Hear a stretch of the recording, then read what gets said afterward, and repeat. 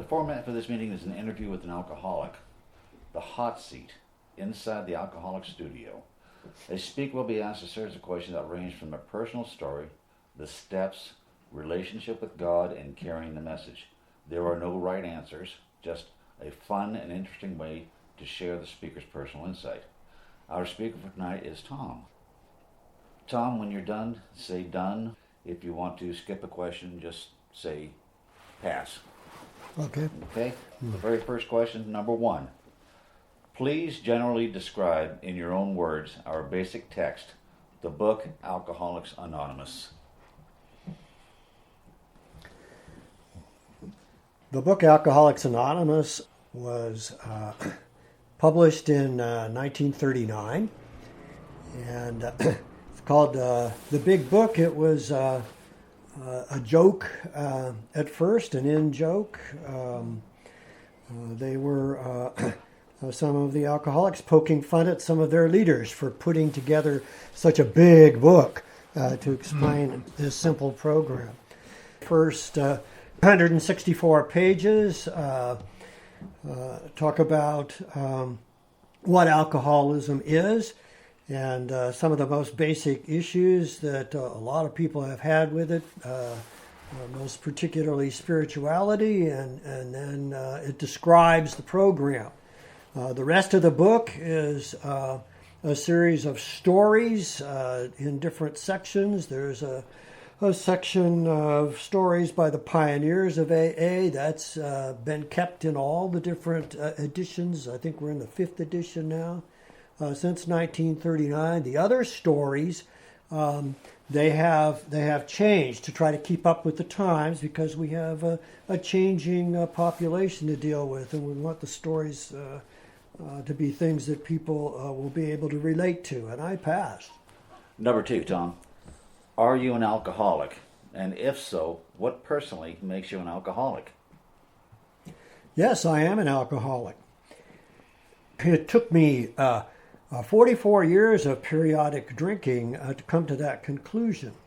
I am an alcoholic. I believe I was an alcoholic from my very first drink at the age of 16. I was fed by a friend cream de menthe, and I could not get enough until I passed out. And there have been ups and downs. There have been times when, for various reasons, I was able to stay away from that, but it's a progressive disease, and as time went on, my periods of drinking became longer and more severe. And towards the end, it was true that when I woke up in the morning, my obsession was to get drunk until I passed out. And so the plan was to figure out how to get through the day and do that as soon as possible. So I'm done. Okay. All right. Number 3. What does the concept of anonymity mean to you? The concept of anonymity means a lot to me.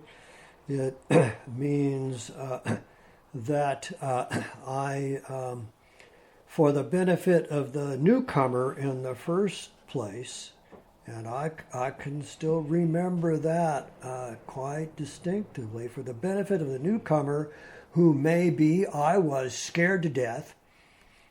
I did not want to admit I was an alcoholic. I did not want to do anything about it. I did not want anybody else to know about it. And so we are very reticent about sharing last names or other personal information during a meeting, first for the benefit of somebody who comes in who's afraid of being revealed. Those who've been in the program for a long time know that chances are everybody around you knows anyway. But the new alcoholic doesn't know that. And we want him to come back and try to get the program. The other thing about anonymity, when you don't care anymore yourself, who knows, is to keep your ego in line. That I've found important too. I'm just Tom. I'm an alcoholic, and I'm not the boss of AA or you or anybody else. Okay. Number 4. Please give us a brief sketch of your drinking career up till the time you quit. 44 years and 90 seconds. Good luck. Well, I said before, it wasn't a straight line thing for me. I did have other goals that intervened, and there were times, periods of years, when those other goals were more important. I had a career. I had a good career as a public school teacher until the last couple of years, when drinking became a more important priority. And I wanted to live a dream of being a husband and raising children and so forth.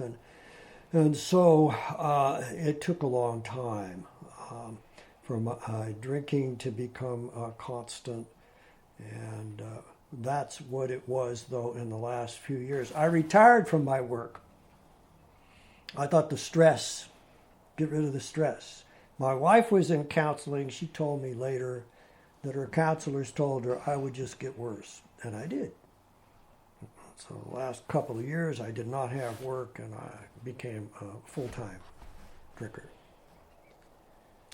Okay. Number 5. Alcoholism is described in the book as a fatal illness. What does that mean to you? I've seen people die of alcoholism. And I've seen a lot who've come close and have managed to avoid it.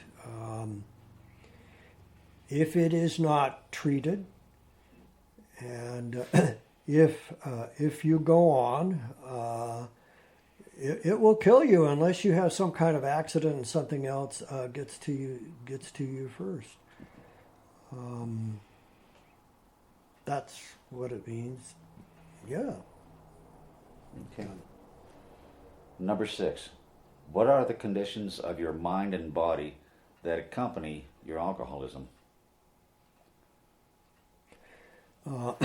Well, when I had my crisis and finally was willing to accept help was when my body gave out.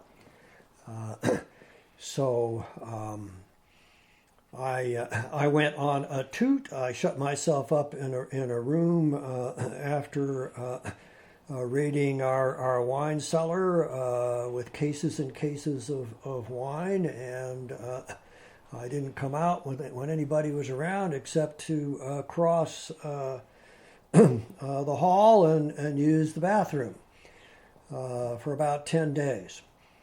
And finally, I could not keep any more down. My digestive system said, no more. So I was puking it up, and I could not keep it down. And my wife banged on the door, and she said, "You need to go to the hospital." And I resisted a few more hours, and finally I went. The mind, not so much yet. I mean, when I drank, I temporarily lost my mind, but I didn't have a lot of effects when I sobered up from that. My body gave out on me physically. Okay. Number 7. In your understanding, what is the role of a sponsor?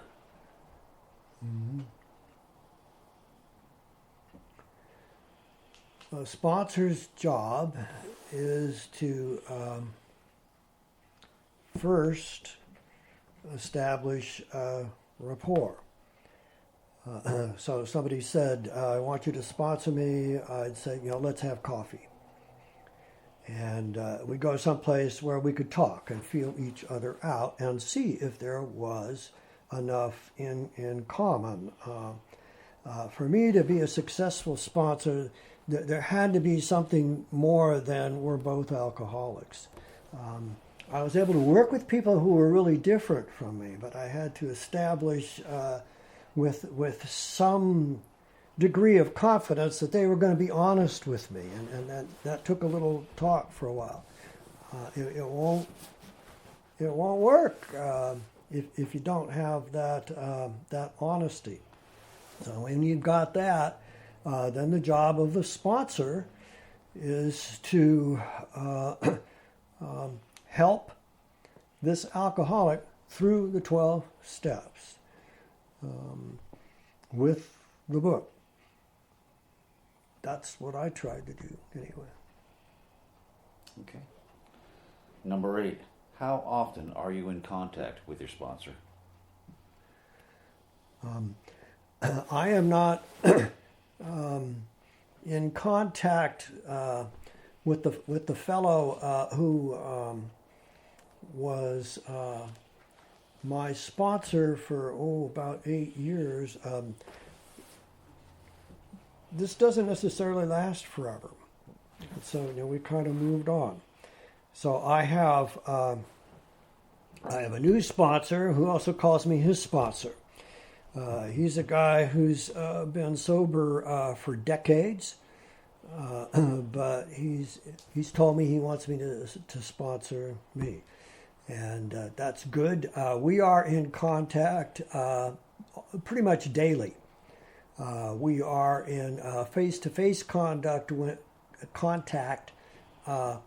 when he's around. This is a guy who likes to travel around the country. So there's several months out of the year we meet face to face several times a week. Whether he's in the area or not, we telephone or text pretty much on a daily basis. Number 9, how have your sponsorship needs changed from early sobriety until now?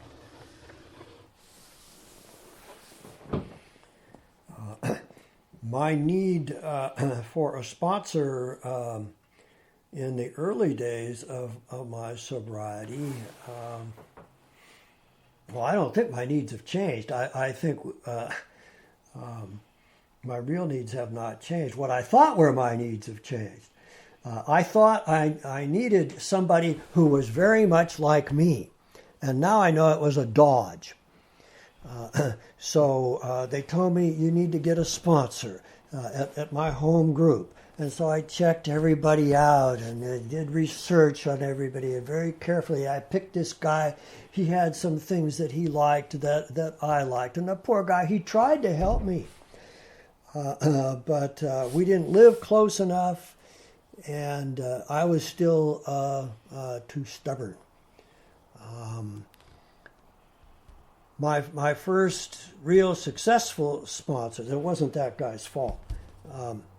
My first really successful sponsor was a guy who had been sober for 17 years. He knew all about the program.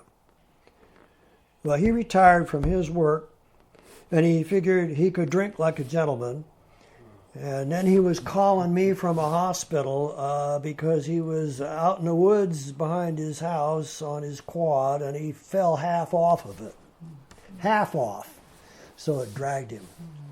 Okay. So I'm out of time on that one, alas. This one will go pretty quick.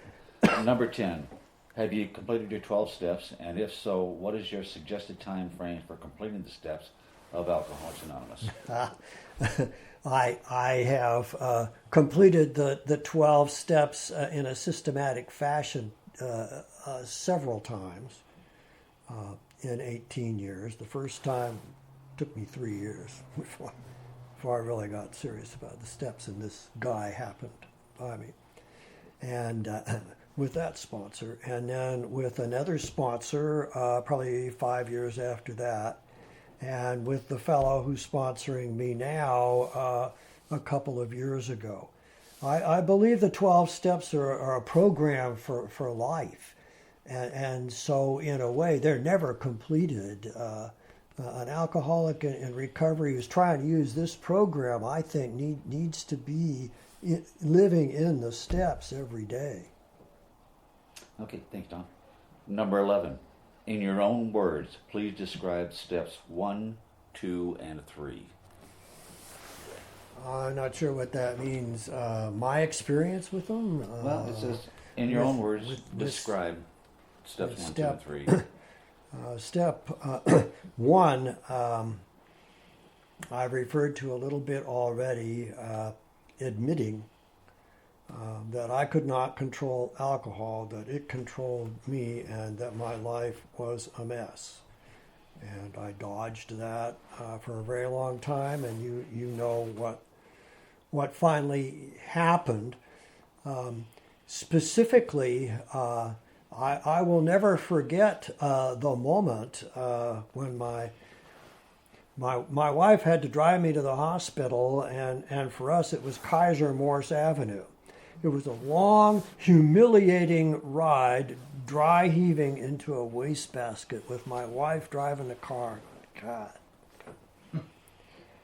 And I got to the emergency room, and I had to go up to the poor lady who's behind a cage, because there's scary people in emergency rooms, who says, among her other questions, did alcohol have anything to do with this? And I said yes.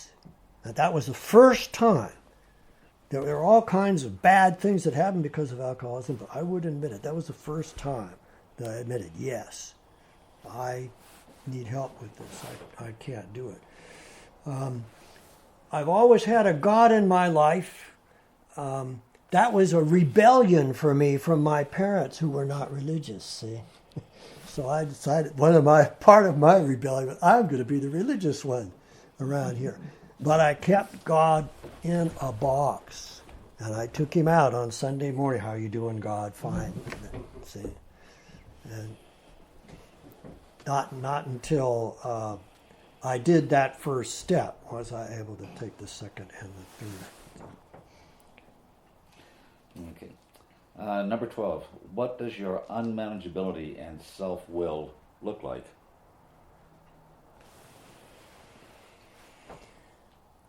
Well, I told you about the last drunk.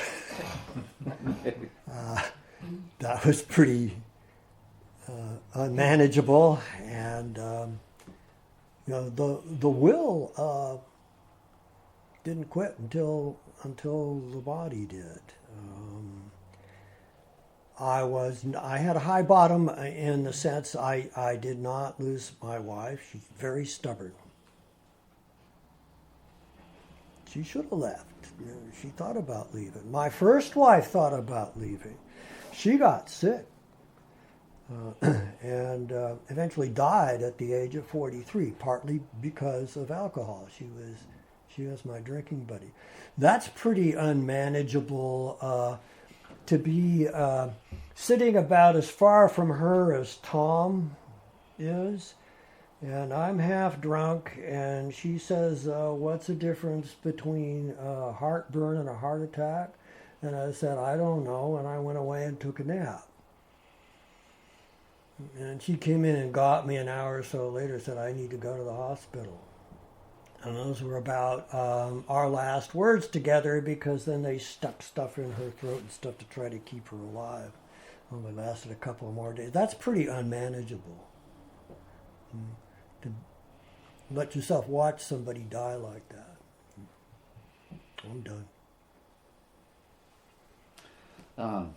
Number 13. What is your concept of power greater than yourself, and how are you turning your will and your life over to it? Yeah, that's good. That's not having some kind of intellectual concept of God, but letting God into your life, and in the big things and the small things in life, but regularly, exploring and strengthening this relationship by myself and in the company of others. I discuss spiritual matters with my AA friends. There's some meetings where we do that, and I do it privately, and I'm in a church, mostly non-alcoholics, So I can do it there. With the turning the will over and accepting the will of the higher power is another thing that I think has to be consciously dealt with all the time. It can't be once a month or once a week. It's not going to work. Okay. Number 14. Please briefly describe your experience with steps 4 and 5. Well, I told you I was going to be the religious one in the family, and so part of the tradition was that you're sorry for your sins and you confess. And so I was a teacher. I looked up sin books and lists of sins, and I was making lists. I was making a fourth step of a kind. Long before I accepted my alcoholism. I made long lists of what was wrong with me, everything except the drinking. I shouldn't do this and I shouldn't do this. And then I would confess those to my higher power. In church, we just did a general confession. In the religious tradition I was in, there was not a one-to-one thing with another person. That was part of what kept me from working the steps seriously for several years. Nobody in my family ever confessed anything to anybody. Dinner conversation was one-upping people. It was a sport that you won, and confessing what was wrong with you was not a way to win those contests. So it took me a long, hard time to get over that. I had crises in sobriety that finally led me to do that. Very good.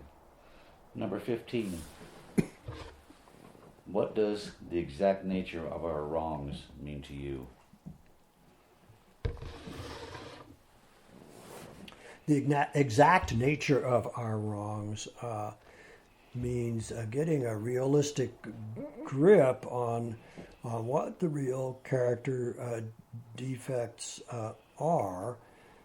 And my experience is that one needs the help of others with that, a sponsor and other people that you can talk to about what might be wrong, who can tell you what you're missing. The stuff that's really messing you up, wrecking your relationships with other people and with God that you don't think of yourself because the ego just gets in the way. I'm done. Thank you. Number 16. Please briefly describe in your own words steps 6 and 7. 6 and 7 are interesting to me because first without a sponsor, I was trying to do it by myself, and I read the book, and there's like 2 paragraphs or something on 6, and I don't remember much more on 7. In the 12 and 12, those are explored much better. The being entirely ready. I think I've already made reference to how I dodged for so long, and I think that's a lifetime process. I think however hard we try, however much help we get, we're still going to be imperfect human beings, and being entirely ready to have God remove all the defects of the character is probably never going to happen. But I'm making progress. Progress, not perfection, has been a key to keeping me sober. Because, I can't be perfect, I may as well have a drink. That kind of thing happens a lot. And asking, humbly asking, is a part of that. So, I'm done. Okay, thank you. Number 17. What are some of your character defects, and are they being removed?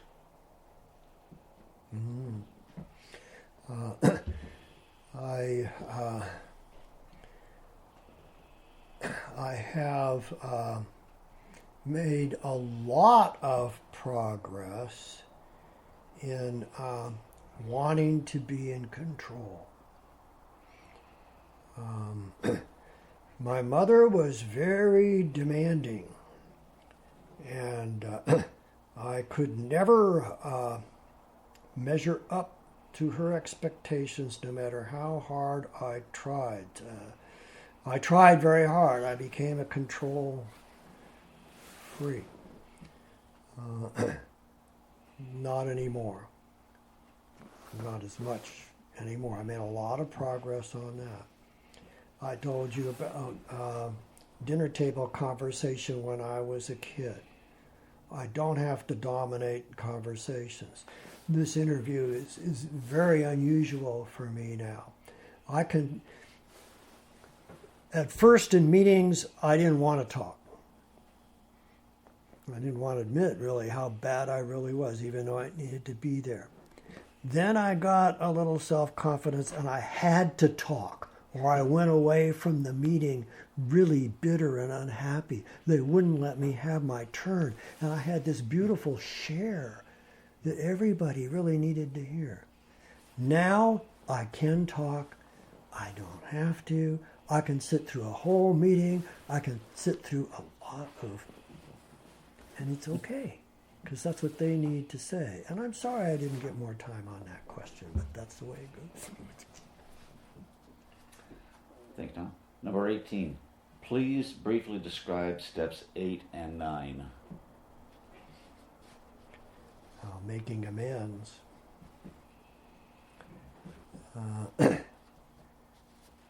That's also a lifetime process, because we're imperfect and we're human and we're going to continue to make mistakes with people and need to admit it and make amends. So it's a continuous process. Doing it the first time, going through the steps, was very difficult, but it was helpful to learn I was not unique. That there were other people who had the same problem. How do I make amends to a wife who's been dead for 15 years?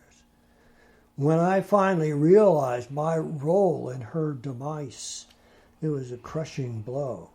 And I had to work very hard with a sponsor who helped me to get through that. And there were other people who died or moved away or whatever. And so I was pretty diligent. But I was advised that it would take several lifetimes to make amends in all those years to everybody I did stuff to. So there was a time when I needed that's enough, and get on with your life. Thank you, Tom. Number 19. Why is it important for you to straighten out your past? Straighten out your past.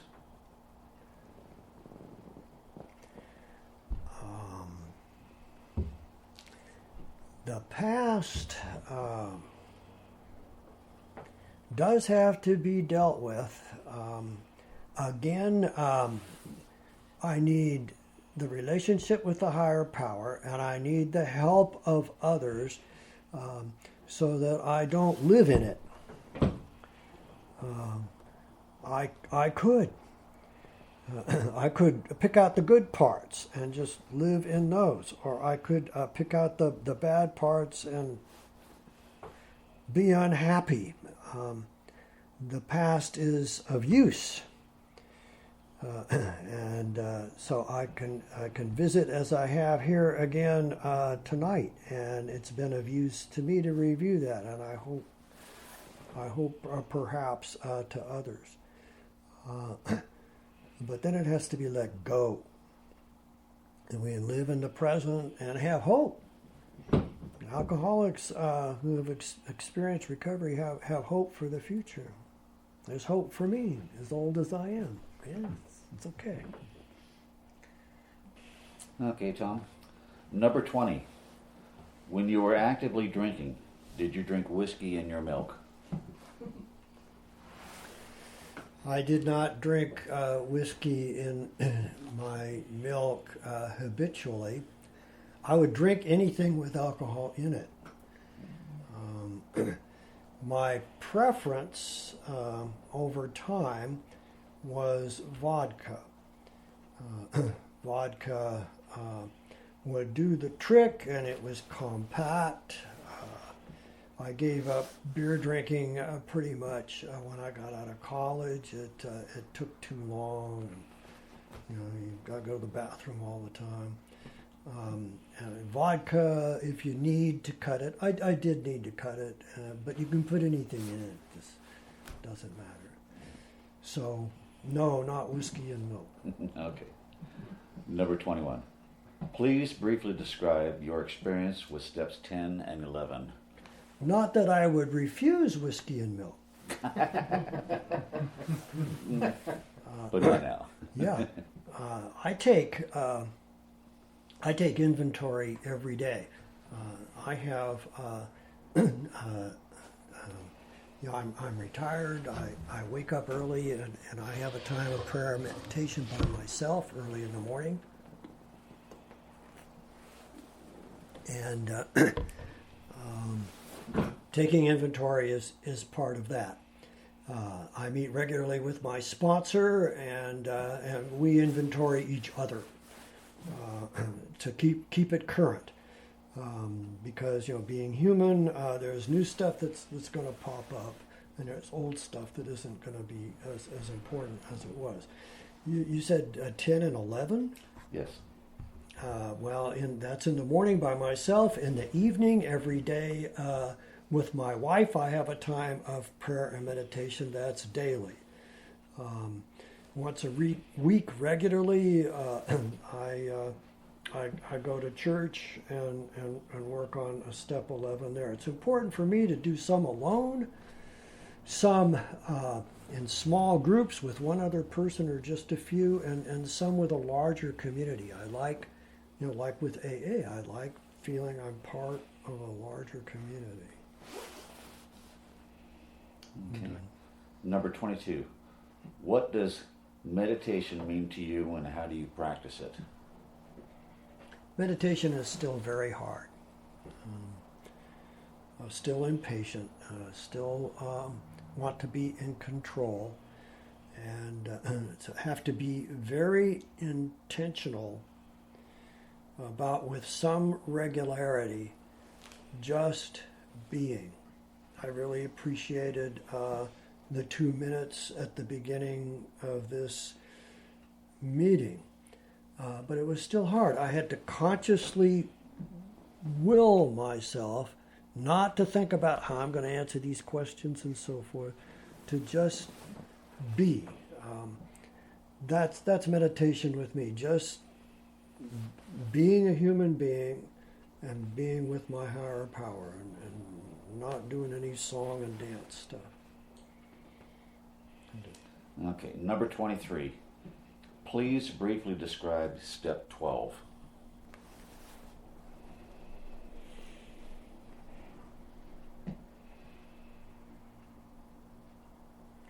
A lot of people skip over the first phrase.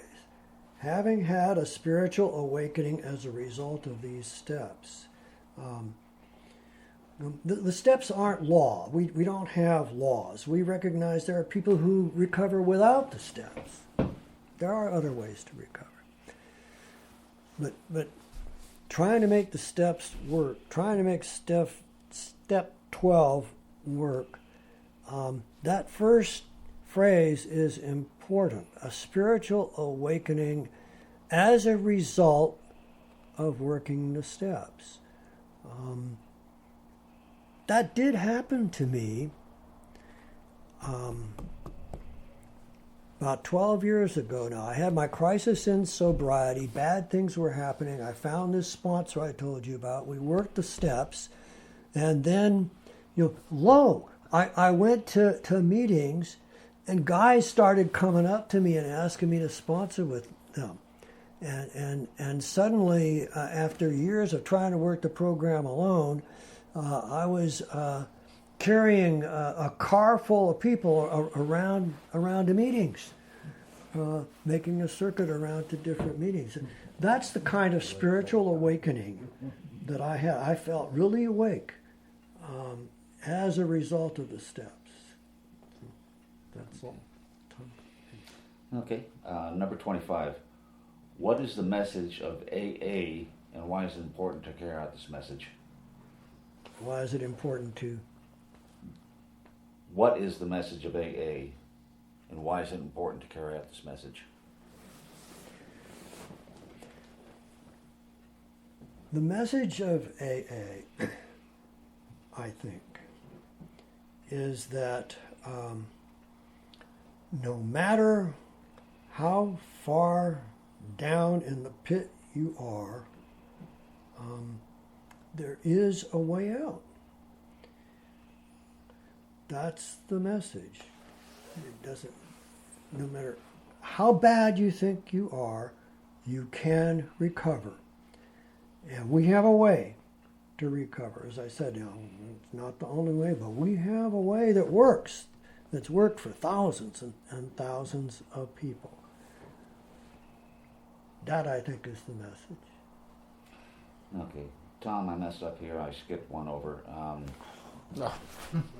Messed it all Stop up. it. I'll just gotcha. Flushed the whole thing. Number 24. Can you share with us a spiritual experience you have had as a result of these steps? I think that was a spiritual experience that I just mentioned. I'll give you another one. We went to a play about a broken down old cowboy character, and he finds recovery in the play, and he's standing up there on the stage at a pretend meeting, and he says, "Hi, I'm Jerry, and an alcoholic." And in this darkened theater, God, it gives me a chill even now. In this darkened theater, there must have been 1,000 people in that theater. It was pretty big. These voices come out of the dark. "Hi, Jerry. Hi, Jerry. Hi, Jerry." That was a spiritual experience. That was very cool. Number 26. What are some of the principles you are practicing in your affairs today?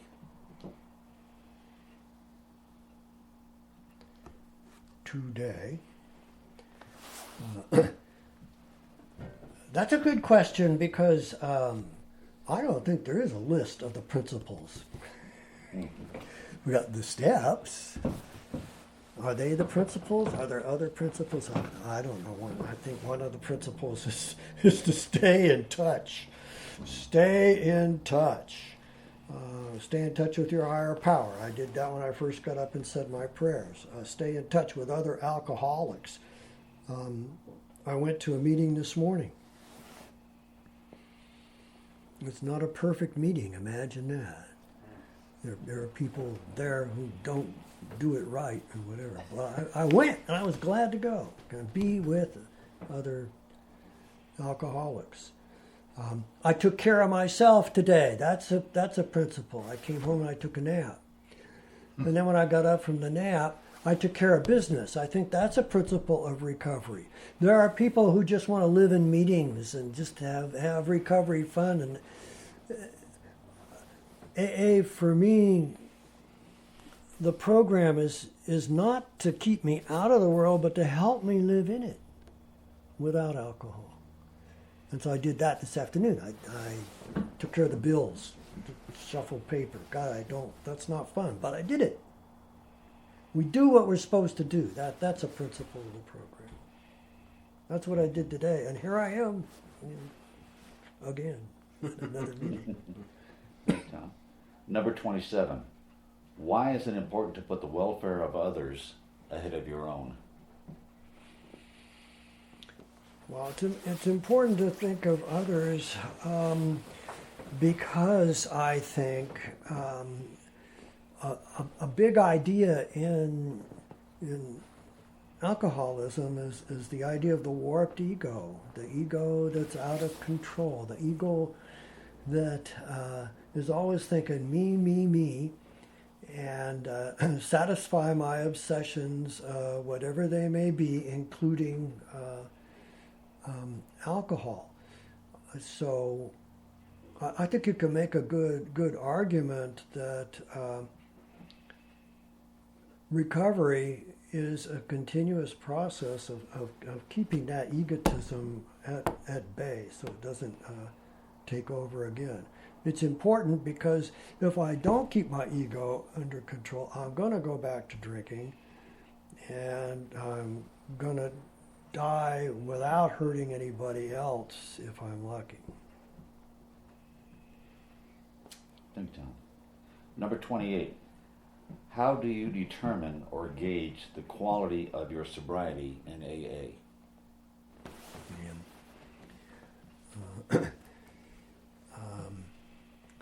Partly, how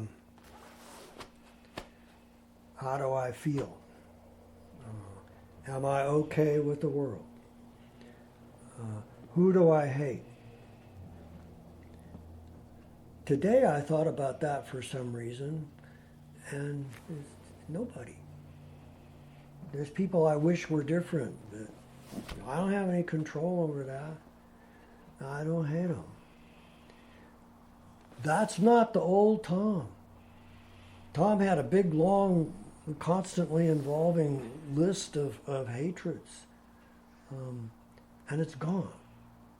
So that's a gauge. How do I feel? And at least as important is running by how you're doing with other people. Because even when we think we're feeling good, we might be feeling ourselves. We need to have other people check us, which I do. Thank you, Tom. Number 29. Why do you think alcoholics relapse?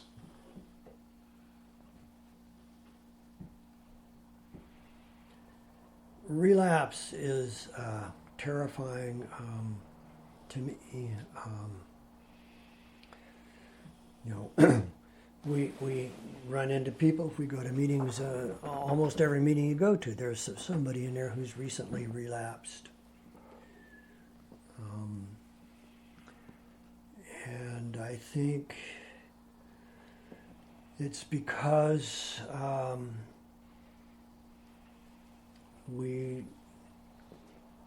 whenever anybody's having trouble with a step, I send them back to step one.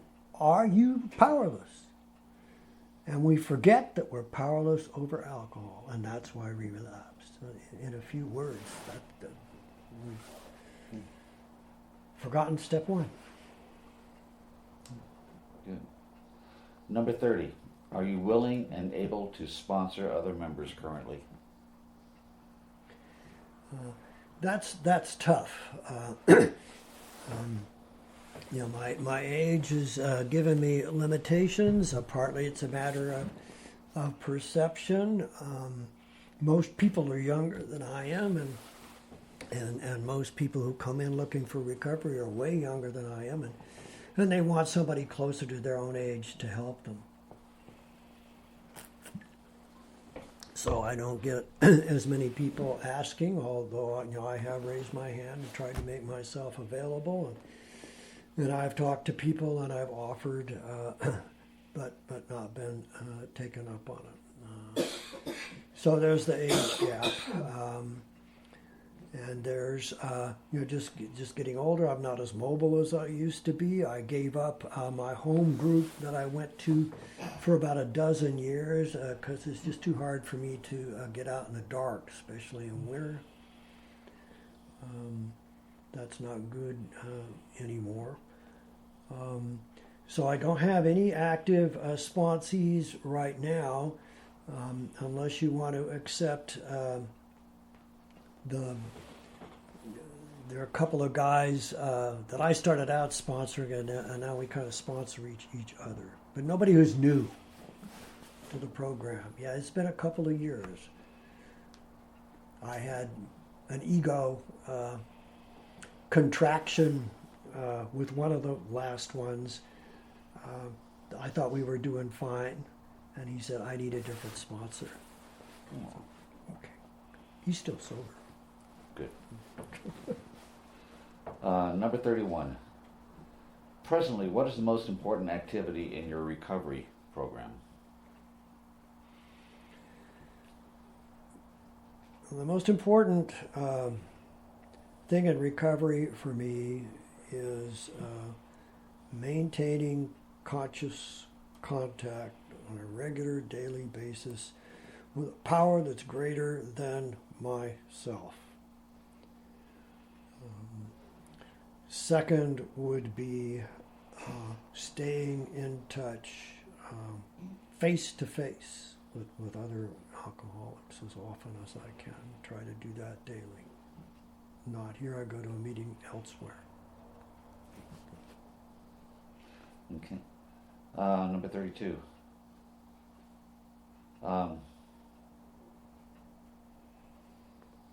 Would you please generally describe the purpose of the 12 traditions of Alcoholics Anonymous? The 12 traditions taken together, they help us stay with our primary purpose, which is to help other people with the problem of alcohol. I think give a purpose to all 12 of them put together. That's what they do. They make it easier for us to keep on spreading the program to others. Okay, number 33. Can you give us some examples of meeting etiquette?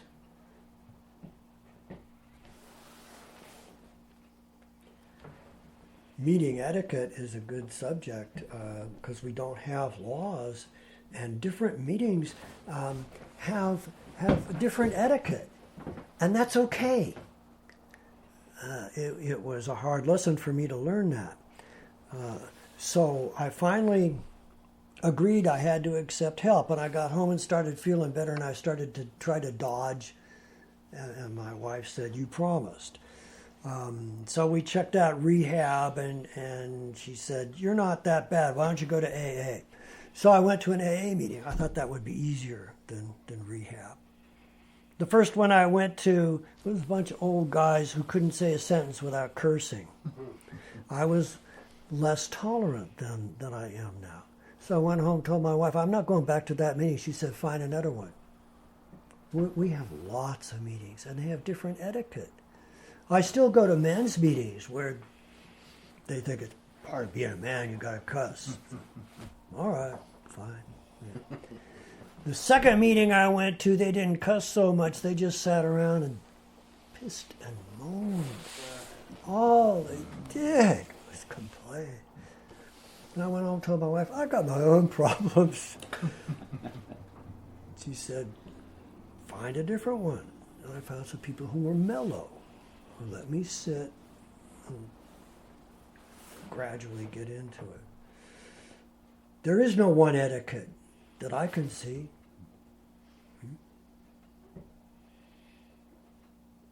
Number 34. What role models do you have in sobriety?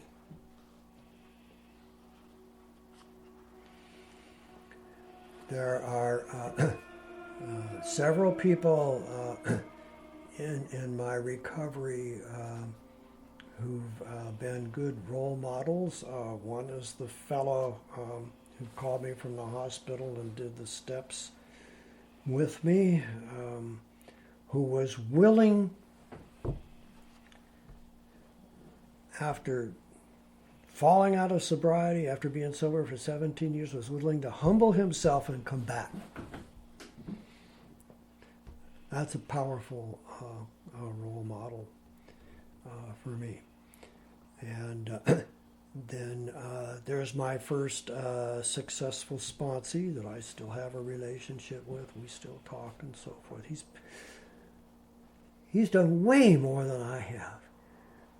He became a really a fanatic once we were through the steps. And he helped a lot of people get and stay sober. Helped a lot of sponsees. I have role models who aren't alcoholics too, that have helped me in sobriety. But that's probably about enough. Okay. Number 35. What advice do you have for newcomers in AA? Keep coming back. Don't give up. I mean, I can't say this unless I know him, but you're one of God's children, just like I am, and you're worth something in the sight of that higher power. You're worth something to us, okay? And it can be done, no matter how far down you've gone, if you'll be honest. That stuff we read at the beginning of most meetings, pages 58 or something. There's like being honest 3 times in the first paragraph. If you just be honest, you can have a real life. I got 18 years. I didn't start until I was 60. And a lot of the 18 years have been a lot of fun. Now, I've done good works to help people. I've had a lot of fun. I made a lot of friends. Anybody can do that, if you be honest. Okay. And number 36, what advice do you have for old-timers in AA?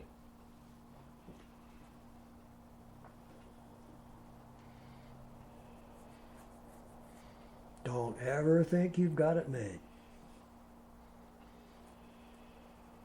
This program does not time out.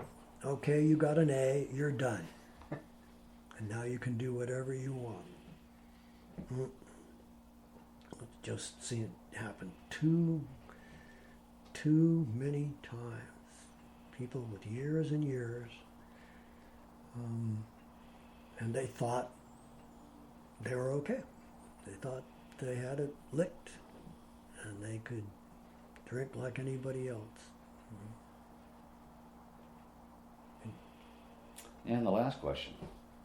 Can you please describe what this experience was like? It was fun. I like to talk. I talked for a living. I appreciate your patience. Now that doesn't happen at a regular meeting, for sure. I'd like to hear somebody else talk now. From the old preamble. I wish to remind you that whatever is said at this meeting expresses our own individual opinion as of today and as of up to this moment. We do not speak for AA as a whole, and you are free to disagree or agree as you see fit. In fact, it is suggested that you pay no attention to anything which might not be reconciled with what is in the AA Big Book. If you don't have a Big Book, it's time you bought one. Read it, study it, live it, loan it, scatter it, and then learn from it what it means to be in AA.